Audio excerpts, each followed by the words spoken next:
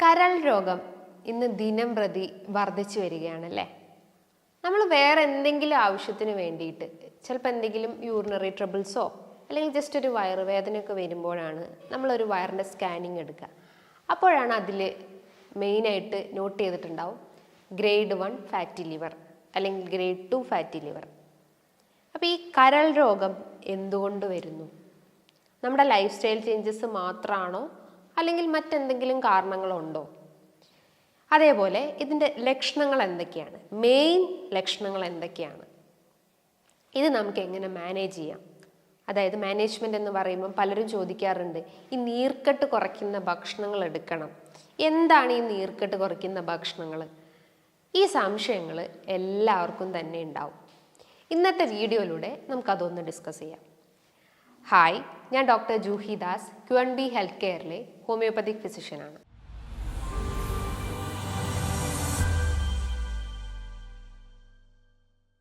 നമ്മുടെ ശരീരത്തിലെ ഏറ്റവും അധികം പണിയെടുക്കുന്ന ഒരാളാണ് കരൾ.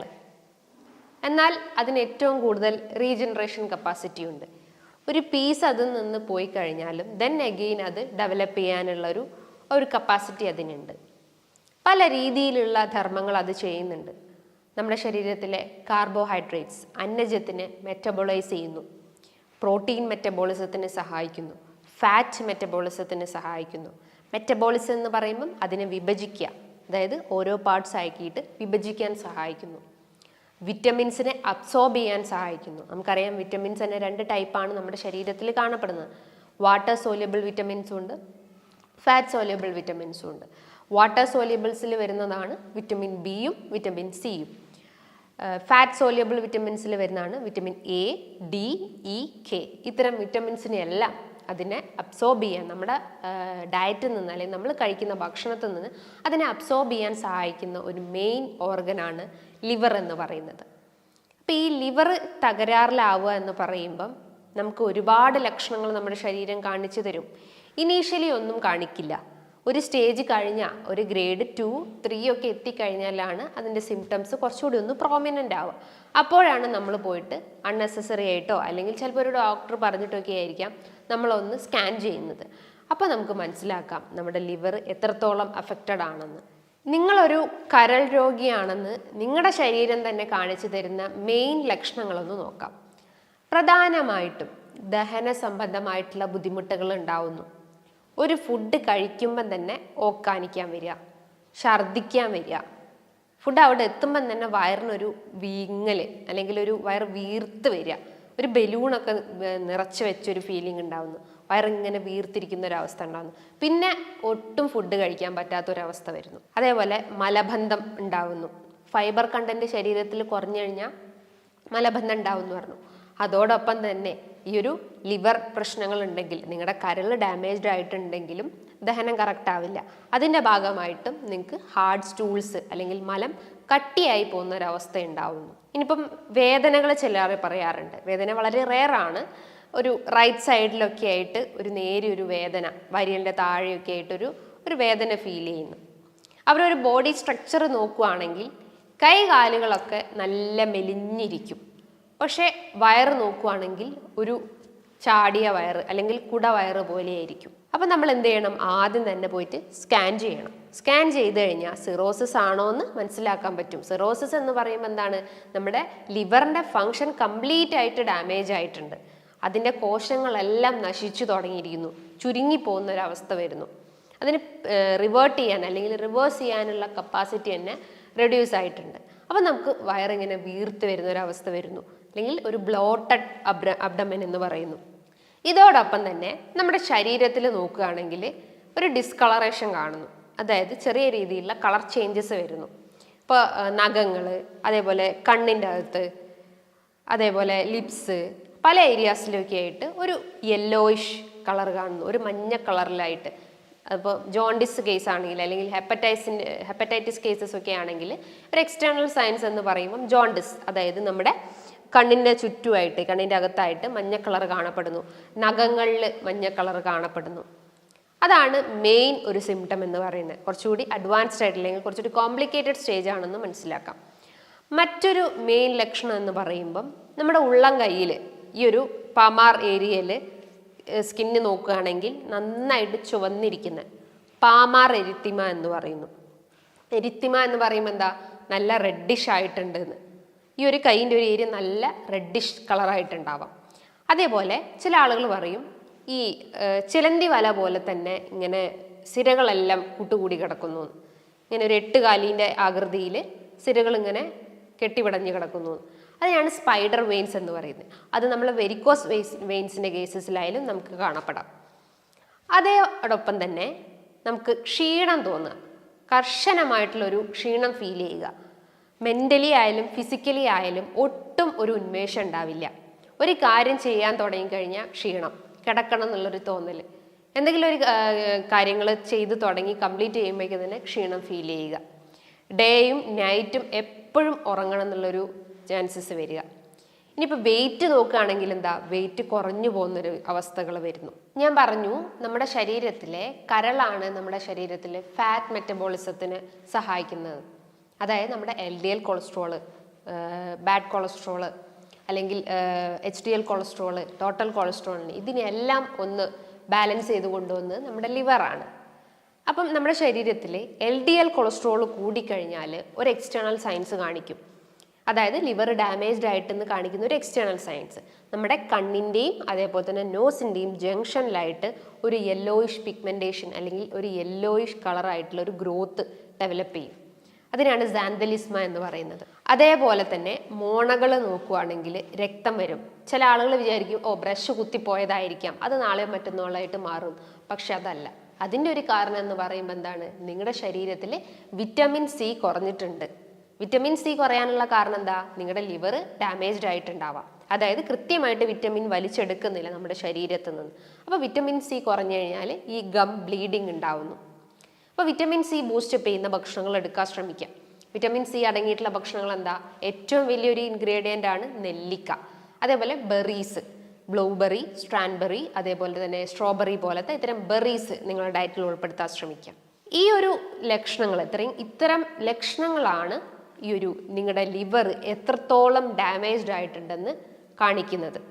അപ്പോൾ ഇതിന് നിങ്ങൾ ആദ്യം തന്നെ ഒരു ബ്ലഡ് ടെസ്റ്റ് ചെയ്യുക. ബ്ലഡ് ടെസ്റ്റ് എന്ന് പറയുമ്പോൾ എന്താണ്, ലിവർ ഫങ്ഷൻ ടെസ്റ്റ്. അതിൻ്റെ അകത്ത് SGOT, SGPT വാല്യൂസ് നോക്കുക.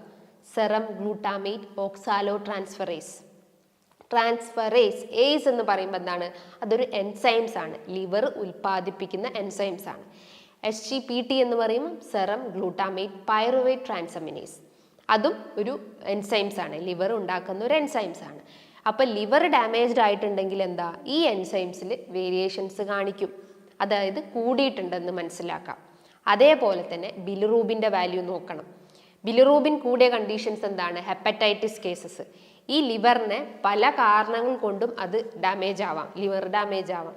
ഒന്നാമത്തെ ഒരു കാരണം എന്ന് പറയുന്നത് viral infections, hepatitis B, hepatitis C പോലത്തെ എന്തെങ്കിലും ഒരു ഇൻഫെക്ഷൻസ്, വൈറൽ ഇൻഫെക്ഷൻസ് നിങ്ങളുടെ കരളിനെ ബാധിച്ചിട്ടുണ്ടെങ്കിൽ അത് മൂലവും ഇത്തരം പ്രശ്നങ്ങൾ കാണിക്കാം. അതേപോലെ നിങ്ങൾ കണ്ടിന്യൂസ് ആയിട്ട് ഒരു ആൽക്കഹോളിക് അഡിക്റ്റ് ആണെങ്കിൽ, കാലങ്ങളായിട്ട് നിങ്ങൾ മദ്യപിക്കുന്ന ആളുകളാണെങ്കിലും അതിൻ്റെ ഭാഗമായിട്ടും നിങ്ങൾക്ക് പ്രശ്നങ്ങൾ രൂപപ്പെടാം. നമുക്കറിയാം ഏറ്റവും അധികം ഒരു 60% ആളുകളിലും കാണപ്പെടുന്ന ഒന്നാണ് ഫാറ്റി ലിവർ എന്ന പ്രശ്നം. ഫാറ്റി ലിവർ എന്ന് പറയുമ്പോൾ എന്താ, ലിവറിന് ചുറ്റും കംപ്ലീറ്റ് ആയിട്ട് ഒരു കൂട് പോലെ കൊഴുപ്പടിഞ്ഞിട്ടുണ്ട്. അത് തന്നെ ഒത്തിരി സ്റ്റേജസ് ഉണ്ട്. ഗ്രേഡ് 1, 2, 3, 4. ഗ്രേഡ് 1 എന്ന് പറയുമ്പോൾ ഒരു മിതമായ രീതിയിൽ, ഒരു ചെറിയ രീതിയിൽ കൊഴുപ്പാണ്. അത് ചിലപ്പോൾ നമുക്കൊരു ഡയറ്റ് എടുത്താലോ ഒരു വർക്കൗട്ടൊക്കെ ചെയ്ത് കഴിഞ്ഞാൽ നമുക്ക് കുറയ്ക്കാൻ പറ്റുന്നതാണ്. ഒരു 8% കൊഴുപ്പ് ഇങ്ങനെ അടിഞ്ഞുകൂടി കിടക്കുന്നു. ഒരു ഗ്രേഡ് 2 എന്ന് പറയുമ്പോൾ ഒരു 8 മുതൽ 12% കൊഴുപ്പടിഞ്ഞിട്ടുണ്ട്. അപ്പോൾ കുറച്ചുകൂടി അതിൻ്റെ ഇൻറ്റൻസിറ്റി കൂടി. അപ്പോൾ നമ്മൾ എന്താ, കൂടുതലായിട്ട് നമ്മൾ എഫേർട്ട് എടുക്കണം അത് കുറയ്ക്കാൻ വേണ്ടിയിട്ട്. ഗ്രേഡ് 3 എന്ന് പറയുമ്പോൾ എന്താ, ഒരു 12 മുതൽ 15% കൊഴുപ്പടിഞ്ഞിട്ടുണ്ട്. അതായത് ഒരു 15% അതിൽ കൊഴുപ്പ് ഡിപ്പോസിറ്റ് ആയിട്ടുണ്ട് കരളിന് ചുറ്റുമായിട്ട്. ഒരു ഗ്രേഡ് 4 ഒക്കെ എത്തുമ്പോൾ എന്താണ്, അതൊരു സ്റ്റേജ് കഴിഞ്ഞു, ലിവറിൻ്റെ ആ ഒരു ഫങ്ഷൻ തന്നെ കംപ്ലീറ്റ് ആയിട്ട് റെഡ്യൂസ് ആയിട്ടുണ്ട്, റീജനറേഷൻ സ്റ്റേജ് നഷ്ടപ്പെട്ട് കഴിഞ്ഞു. അങ്ങനെ പല ഗ്രേഡ് ആക്കിയിട്ടും ഈ ഒരു ഫാറ്റി ലിവർ തരംതിരിച്ചിട്ടുണ്ട്. ഇതൊക്കെ ഓൾമോസ്റ്റ് എല്ലാവർക്കും തന്നെ അറിയുന്നതാണ്. പക്ഷെ നമ്മൾ ശ്രദ്ധിക്കാതെ പോയ കാര്യങ്ങൾ എന്ന് പറയുമ്പം ഇത്തരം ഞാൻ നേരത്തെ പറഞ്ഞിട്ടുള്ള ലക്ഷണങ്ങൾ, സാന്തലിസ്മ അല്ലെങ്കിൽ പാമാർ എരിത്തിമ, സ്പൈഡർ വെയിൻസ്, അതേപോലെ വെയിറ്റ് ലോസ്, ഹാലിറ്റോസിസ്, അതായത് നമ്മളെ ദഹനം കറക്റ്റ് അല്ലെങ്കിൽ വായനാറ്റത്തിൻ്റെ പ്രശ്നങ്ങൾ കാണപ്പെടാം. അപ്പോൾ ഇത്തരം സിംറ്റംസ് ആണ് ആരും ശ്രദ്ധിക്കാതെ പോകുന്നത്. നോർമലി നമുക്ക് ദഹനത്തിൻ്റെ പ്രശ്നം വരുമ്പോൾ നമ്മൾ എന്ത് ചെയ്യും? എന്തെങ്കിലും ഒരു ആൻറ്റാസിഡ് ഗുളികകളോ അല്ലെങ്കിൽ എന്തെങ്കിലും പെയിൻ കില്ലേഴ്സ് കഴിച്ചിട്ട് അതങ്ങ് ശമിപ്പിക്കും. ദെൻ എഗെയിൻ ആ ഒരു സിംറ്റം റീഅപ്പിയർ ചെയ്യുമ്പോഴാണ് നമ്മൾ പിന്നെയും കോൺഷ്യസ് ആവുന്നത്. അപ്പോൾ നമ്മൾ പോയിട്ട് സ്കാൻ ചെയ്യും. ദെൻ എഗെയിൻ നമുക്ക് മനസ്സിലാവും അതിൽ ഫാറ്റി ലിവർ ആണ് എന്നതാണ് നമുക്ക് മനസ്സിലാക്കാൻ പറ്റും. അപ്പം നമ്മൾ ആദ്യം തന്നെ ചെയ്യേണ്ട ഒരു ടെസ്റ്റ് ഞാൻ പറഞ്ഞിട്ടുള്ളത് ഒരു ബ്ലഡ് ടെസ്റ്റാണ്, ലിവർ ഫങ്ഷൻ ടെസ്റ്റ് ചെയ്യുക. ഇനി ഇതൊന്നും നിങ്ങൾക്ക് മനസ്സിലായിട്ടില്ല, ഞാൻ നേരത്തെ പറഞ്ഞ പോലെ തന്നെ ഒരു സ്കാനിങ് എടുക്കാം. ഇനി നിങ്ങൾക്ക് കുറച്ചുകൂടി എന്തെങ്കിലും ക്ലാരിഫൈ ചെയ്യണമെങ്കിൽ നിങ്ങൾക്കൊന്ന് യൂറിൻ ടെസ്റ്റ് ചെയ്ത് നോക്കാം. അപ്പോൾ എന്തെങ്കിലും കിഡ്നി എഫക്റ്റഡ് ഉണ്ടോ അല്ലെങ്കിൽ എന്തെങ്കിലും മറ്റെന്തെങ്കിലും ഇൻഫെക്ഷൻസ് ആണോ, UTI ഇൻഫെക്ഷൻസ് ഒക്കെ ആണോ എന്ന് അതിലൂടെ മനസ്സിലാക്കാൻ പറ്റുന്നതാണ്. ഇനിയിപ്പം കുറച്ചുകൂടി അഡ്വാൻസ്ഡ് ആയിട്ടുള്ള ഒരു സ്റ്റഡി എന്ന് പറയുമ്പം ഫൈബ്രോ സ്കാൻസ്, അതായത് ലിവറിൻ്റെ ആ ഒരു ഫങ്ഷനിങ് കറക്റ്റ് ആണോ, ലിവർ ഫൈബ്രോസിസ് ആയിട്ടുണ്ട് അല്ലെങ്കിൽ ഒരു സ്കാറിങ് എന്ന് പറയുന്നത് അത് ചുരുങ്ങിപ്പോവുക അല്ലെങ്കിൽ എന്തെങ്കിലും എക്സ്ട്രാ ഒരു ഗ്രോത്തോ എന്തെങ്കിലും സംഭവിച്ചിട്ടുണ്ടെങ്കിൽ നമുക്കൊരു ഫൈബ്രോ സ്കാനിങ് എടുക്കാവുന്നതാണ്. കുറച്ചുകൂടി അഡ്വാൻസ്ഡ് ആയിട്ടുള്ള ഒരു ടെക്നോളജിയാണത്. അപ്പോൾ ഈ ടെസ്റ്റുകളൊക്കെ അല്ലെങ്കിൽ ഈ പറഞ്ഞിട്ടുള്ള കാര്യങ്ങൾ നിങ്ങളൊന്ന് ചെയ്തു നോക്കി കഴിഞ്ഞാൽ നമ്മുടെ ലിവർ എത്രത്തോളം ഫങ്ഷനിങ് ആണെന്ന് മനസ്സിലാക്കാൻ പറ്റുന്നതാണ്. ഞാൻ പറഞ്ഞു, ഒരു ഇംപ്രോപ്പർ ലൈഫ് സ്റ്റൈൽ അല്ലെങ്കിൽ ഇംപ്രോപ്പർ ഡയറ്റാണ് ഒരുവിധം എല്ലാ അസുഖങ്ങളിലേക്കും ലീഡ് ചെയ്യുന്നത്. നമ്മൾ നല്ല രീതിയിലുള്ള ഭക്ഷണങ്ങൾ, നല്ല ന്യൂട്രിയൻസ് അടങ്ങിയിട്ടുള്ള ഭക്ഷണങ്ങൾ കഴിക്കുകയാണെങ്കിൽ നമുക്ക് ഇത്തരം പ്രശ്നങ്ങൾ ഉണ്ടാവുന്നില്ല. നമ്മൾ അതിന് പകരമായിട്ട് എന്താ കൂടുതലായിട്ടും ഓയിൽ കണ്ടന്റ് അടങ്ങിയിട്ടുള്ള, ഓയിൽ എന്ന് പറയുമ്പോൾ എന്താ റിഫൈൻഡ് ഓയിൽസ് ആണ് കൂടുതലായിട്ടും എടുക്കുന്നത്. ഇന്ന് ഫാസ്റ്റ് ഫുഡിലെല്ലാം ആഡ് ചെയ്തിട്ടുള്ള ഇത്തരം റിഫൈൻഡ് ഫുഡ് ഐറ്റംസ് ആണ്. അപ്പോൾ റിഫൈൻഡ് ഓയിൽസ് ഉണ്ടെങ്കിൽ അത് പൂർണ്ണമായിട്ട് ഒഴിവാക്കാൻ ശ്രമിക്കുക. വീട്ടിലാണെങ്കിൽ നിങ്ങൾക്ക് കോക്കനട്ട് ഓയിൽ യൂസ് ചെയ്യാം, നിങ്ങൾക്ക് വീട്ടിൽ തന്നെ അത് പ്രിപ്പയർ ചെയ്തിട്ട് നിങ്ങൾക്ക് അത് യൂസ് ചെയ്യാവുന്നതാണ്. അതേപോലെ കൂടുതലായിട്ടും പ്രോസസ്സ് ചെയ്തിട്ടുള്ള ഭക്ഷണങ്ങൾ, ഇപ്പോൾ pizza, burger, bun items, puffs, അങ്ങനത്തെ ഓയിലി കണ്ടന്റ് കൂടുതലായിട്ടുള്ള ഭക്ഷണങ്ങളൊക്കെ കഴിക്കുകയാണെങ്കിലും അതിപ്പോൾ ഡെയിലി 1ഉം 2ഉം വെച്ചൊക്കെ കഴിക്കുന്ന ആളുകളുണ്ടാവുക. അവർക്കൊരു എനർജി ഫീലിംഗ് തരാനും വിശപ്പൊക്കെ ഒന്ന് റെഡ്യൂസ് ആവാൻ വേണ്ടിയിട്ട് അവർ ആ ഒരു ഡെയിലി എടുക്കും. പക്ഷെ അവരറിയുന്നില്ല അവർ ആ ഒരു ലിവർ എത്രത്തോളം ഡാമേജ്ഡ് ആയിട്ടുണ്ടെന്ന്. അപ്പോൾ പ്രോസസ്ഡ് ഫുഡ്, ഫാസ്റ്റ് ഫുഡ്, കൂടുതൽ ട്രാൻസ് ഫാറ്റ്സ് അടങ്ങിയിട്ടുള്ള അല്ലെങ്കിൽ ഒരു അൺഹെൽത്തി ഫാറ്റ്സ് അടങ്ങിയിട്ടുള്ള ഭക്ഷണങ്ങൾ കഴിക്കുക. ഇതോടൊപ്പം തന്നെ നിങ്ങൾ ഒട്ടും വ്യായാമം ചെയ്യുന്നില്ല, അതായത് ആ ഒരു ഫാറ്റിനെ ബേൺ ഔട്ട് ചെയ്യാൻ പറ്റുന്നില്ല, ഫാറ്റ് തന്നെ എഗെയിൻ ഡിപ്പോസിറ്റ് ആവുന്നു. അതോടൊപ്പം തന്നെ കൃത്യമായിട്ടുള്ള ഒരു ഉറക്കവും മെയിൻറ്റെയിൻ ചെയ്യുന്നില്ല. ഒരു 4 മണിക്കൂർ അല്ലെങ്കിൽ 3 മണിക്കൂർ ഫുൾ ടൈം ഫോണിലും യൂസ് ചെയ്തിട്ട് അങ്ങനെ ഉറങ്ങിപ്പോകുന്നു. ഈ ഒരു പാറ്റേൺ ഫോളോ ചെയ്ത് കഴിഞ്ഞാൽ ഒരുവിധ എല്ലാ അസുഖങ്ങളും നമ്മളെ തേടി വരും. ഇതിന് നിങ്ങൾ ഡയറ്റ് ഫോക്കസ് ചെയ്യണം. ഡയറ്റ്സ് എന്ന് പറയുമ്പോൾ എന്താ, മെയിനായിട്ട് നല്ല ന്യൂട്രിയൻസ് അടങ്ങിയിട്ടുള്ള ഭക്ഷണങ്ങൾ എടുക്കാൻ ശ്രമിക്കുക. ഒരു പ്ലേറ്റ് എടുക്കുകയാണെങ്കിൽ അതിൻ്റെ അകത്ത് കാർബ്സ് കുറഞ്ഞ അളവിൽ, പ്രോട്ടീൻസ്, വിറ്റമിൻസ്, അതേപോലെ ഫൈബർ കണ്ടന്റ് എല്ലാം ഒരു തുല്യമായ അളവിൽ എടുക്കാൻ ശ്രമിക്കുക. ചോറിൻ്റെ അളവാണെങ്കിൽ ഒരു തവി ചോറ് എടുക്കാൻ ശ്രമിക്കുക. ചോറാണെങ്കിൽ ഏത് ബ്രൗൺ റൈസ് പ്രിഫർ ചെയ്യാൻ ശ്രമിക്കുക, അതായത് തവിടുള്ള അരികൾ എടുക്കാൻ ശ്രമിക്കുക. വൈറ്റ് റൈസ് കംപ്ലീറ്റ് ആയിട്ട് കട്ട് ചെയ്യാൻ ശ്രമിക്കുക. ഗ്ലൂട്ടൻ അടങ്ങിയിട്ടുള്ള ഭക്ഷണങ്ങൾ, ഗ്ലൂട്ടൻ എന്ന് പറയുമ്പോൾ എന്താ, ഈ ആട്ട, മൈദ, റവ പോലത്തെ ഇത്തരം ഇൻഗ്രീഡിയൻസിൽ കാണപ്പെടുന്ന ഒരു പ്രോട്ടീനാണ്. ആ പ്രോട്ടീൻ ആണ് നമ്മുടെ ശരീരത്തിൽ ആ ഒരു ദഹനത്തിൻ്റെ പ്രശ്നങ്ങൾ ഉണ്ടാക്കുന്നത്.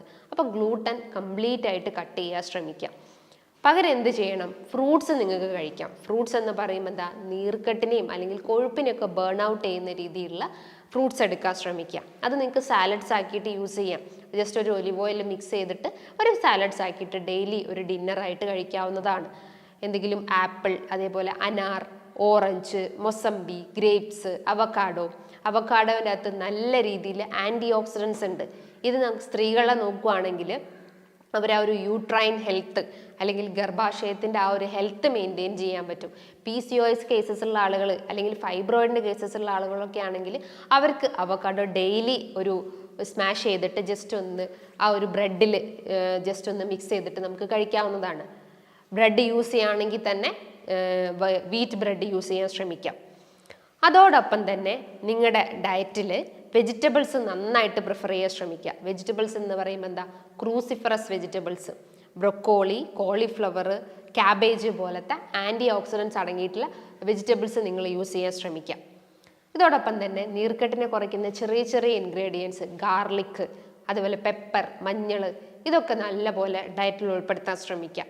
ജസ്റ്റ് ഒരു ഹണി മിക്സ് ചെയ്തിട്ട്, ജസ്റ്റ് ഒരു ഗാർലിക്കിൽ കുറച്ച് ഹണിയൊക്കെ മിക്സ് ചെയ്ത് കഴിഞ്ഞാൽ നമ്മൾ ആ ഒരു നീർക്കെട്ടിനെ കംപ്ലീറ്റ് ആയിട്ട് നമുക്ക് റെഡ്യൂസ് ചെയ്യാൻ പറ്റുന്നതാണ്. ഇതോടൊപ്പം തന്നെ ചെറിയ മത്സ്യങ്ങൾ എടുക്കാം. ചെറിയ മത്സ്യങ്ങൾ എന്ന് പറയുമ്പോൾ നല്ല രീതിയിൽ ഒമേഗ 3 ഫാറ്റി ആസിഡ്സ് ഉണ്ട്, അതേപോലെ തന്നെ ആൻറ്റി ഓക്സിഡൻസ് അടങ്ങിയിട്ടുള്ളതാണ്. അത് നമുക്ക് ഡെയിലി ഭക്ഷണത്തിൽ ഉൾപ്പെടുത്താം. റെഡ് മീറ്റിൻ്റെ അളവ് കംപ്ലീറ്റ് ആയിട്ട് കട്ട് ചെയ്യാൻ ശ്രമിക്കുക. പകരം നിങ്ങൾക്ക് ചിക്കൻ ഐറ്റംസ് എടുക്കാം. ചിക്കൻ എന്ന് പറയുമ്പോൾ ലീൻ പ്രോട്ടീൻസ് അടങ്ങിയിട്ടുള്ള ചിക്കൻസ് എടുക്കാം. ബ്രോയിലർ ചിക്കൻസിന് പകരം ലെഗോൺ ചിക്കൻസ് യൂസ് ചെയ്യാവുന്നതാണ്. ഇതോടൊപ്പം തന്നെ ഒരു ഹൈഡ്രേഷൻ മെയിൻറ്റെയിൻ ചെയ്യാൻ ശ്രമിക്കുക. ബോഡി എപ്പോഴും നമ്മുടെ ആ ഒരു വാട്ടർ ലെവൽ മെയിൻറ്റെയിൻ ചെയ്യാൻ ശ്രമിക്കുക. ഡെയിലി ഒരു 10 to 12 ഗ്ലാസ് വെള്ളം കുടിക്കാൻ ശ്രമിക്കുക. എക്സസൈസ് ഇതോടൊപ്പം മെയിൻറ്റെയിൻ ചെയ്യാൻ ശ്രമിക്കുക. ഒരു നടത്തോ ഒരു ഓട്ടോ അല്ലെങ്കിൽ ഒരു സ്കിപ്പിങ്ങോ ഡെയിലി രാവിലെയും വൈകിട്ടും ആയിട്ട് ചെയ്യാൻ ശ്രമിക്കുക. അതേപോലെ ഉറക്കം എല്ലാത്തിൻ്റെ അടിസ്ഥാനമാണ്. ഒരു 7 മണിക്കൂർ അല്ലെങ്കിൽ ഒരു 8 മണിക്കൂർ നല്ല പോലെ ഒരു ഡീപ്പ് സ്ലീപ്പിലേക്ക് നിങ്ങൾ ആ ഒരു ഇത് ഫോക്കസ് ചെയ്യാൻ ശ്രമിക്കുക.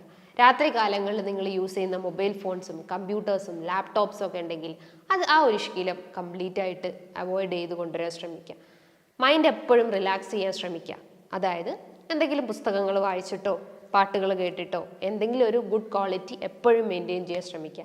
നമ്മളെ ക്വാളിറ്റി ഓഫ് ലൈഫ് ഇമ്പ്രൂവ് ചെയ്യാൻ ശ്രമിക്കുക. ഭക്ഷണത്തിൻ്റെ ക്വാണ്ടിറ്റി കുറച്ചിട്ട് നമ്മുടെ ക്വാളിറ്റി ഇമ്പ്രൂവ് ചെയ്യാൻ ശ്രമിക്കുക. ന്യൂട്രിയൻസും അതേപോലെ വിറ്റമിൻസും എല്ലാം അടങ്ങിയിട്ടുള്ള ഡയറ്റ് ഫോളോ ചെയ്യാൻ ശ്രമിക്കുക. ഈ കാര്യങ്ങൾ നിങ്ങൾ കൃത്യമായിട്ട് നിങ്ങളുടെ ലൈഫിൽ ഉൾപ്പെടുത്തി കഴിഞ്ഞാൽ നമുക്ക് ഇത്തരം കരൾ രോഗങ്ങൾ കംപ്ലീറ്റ് ആയിട്ട് നമുക്ക് റെഡ്യൂസ് ചെയ്യാൻ പറ്റുന്നതാണ്.